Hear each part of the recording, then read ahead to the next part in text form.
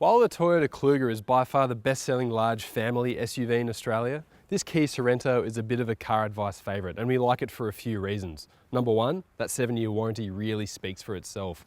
There's room for 7 inside, there's a lot of value for money in this car, and there's really good active safety across the range.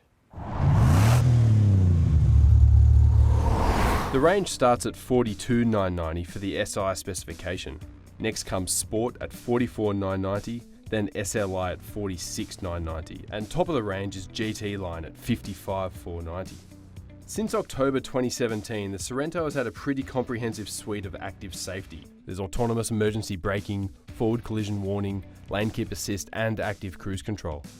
The whole range can be had with either an all-wheel drive 2.2 litre diesel or a 3.5 litre petrol for the front wheels only, with the diesel carrying a premium of $2,500. We've got the range-topping GT line here, which does pack in a fair amount of standard inclusions for that asking price.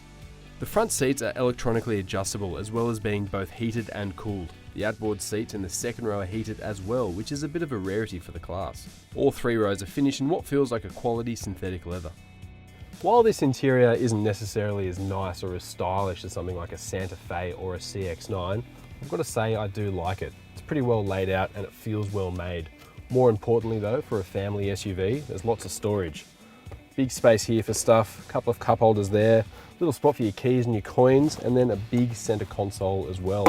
One thing I do like about this Sorento GT line is the 360-degree camera. It works well. There's a few different options there in terms of camera modes. You can see how close you are to the curb, you can see the size of the vehicle, makes it a lot easier to park. In the second row of the Sorento here, and the most important thing to think about for a family SUV is space, and there's a lot of it. I've got a lot of knee room here, a lot of foot room, and a lot of headroom. This second row does slide, so you can adjust how much space there is between the second and the third row when you're using it. Instead of being a 60-40 split, it's actually a 40-20-40 split, making it a little bit more versatile for when you're loading it up. In terms of comfort, you've got air vents here, you've got power outlets, and you've got this built-in sunshade, and even these outboard seats are heated, which is pretty fancy for a car of this price.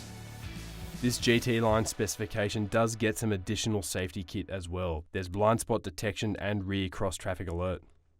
Like I mentioned, you can get the Sorento with 2 different flavours under the bonnet. There's a 3.5 litre petrol V6 which powers the front wheels, or you can get an all-wheel drive system which is powered by a 2.2 litre turbo diesel.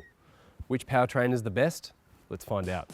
While the petrol makes 206 kilowatts and 336 newton meters, the diesel makes 147 kilowatts and 440 newton meters.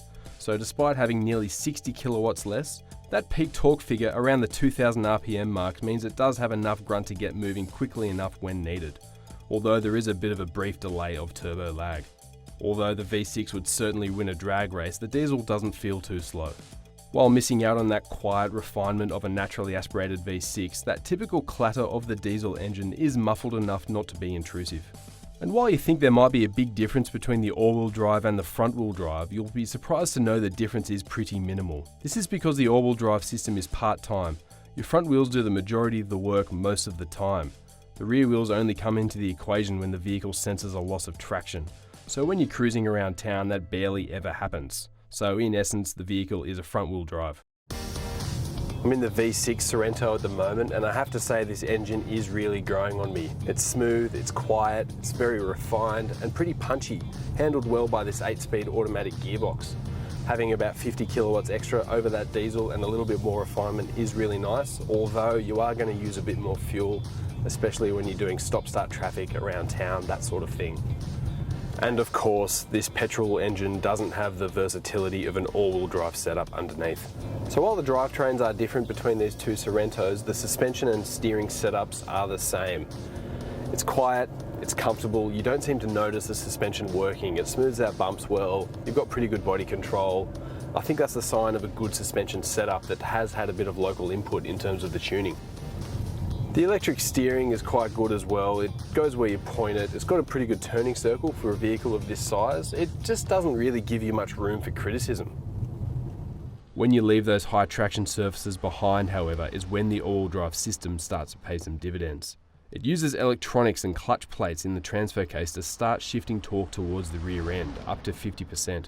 This works well when the surfaces are low traction or when you're on rough or uneven ground and your wheels start to lift off the floor.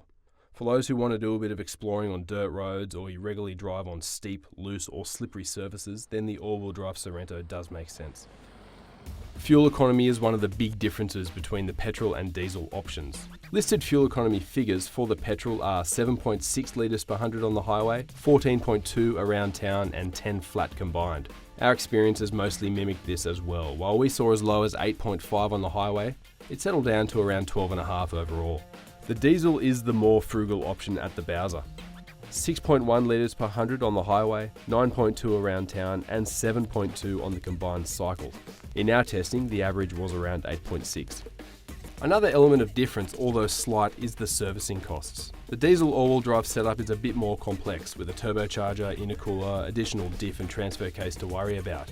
Diesel engine oil is often a little bit more expensive as well. Through Kia's capped price servicing program, you're looking at a difference of $409 over 7 years or 105,000 Ks, with the petrol being a little bit cheaper. $2,920 versus $3,319 on the diesel. That's not a lot over that period of time, equating to about 4 tanks of fuel or 2,000 kilometres. Whichever way you might choose it, the Sorento does stack up to be a fine choice for a family SUV, and petrol versus diesel can be a little bit of a personal preference kind of thing. Depends on how many Ks you're driving, what kind of conditions you're driving in, and what kind of preference you have, if you prefer that mid-range punch of a turbo diesel or a bit more of a revvy nature of a petrol. If you're looking to get a little bit more out of your SUV on weekends, you might be going to the boat ramp, you might be getting into the dirt a little bit, going out into the bush, then this all-wheel drive is clearly your choice. You get a nice, fairly refined 2.2 litre diesel. It's quite efficient around town, but it is more expensive than the petrol and a little bit more expensive to service as well. With that in mind, it's very hard to go past recommending this petrol option for most buyers. If you're just cruising around town, the petrol isn't too bad on fuel, but it is quite punchy and very refined. And let's face it, that $4,500 does equal around 50 tanks of fuel, which will take you a pretty long way.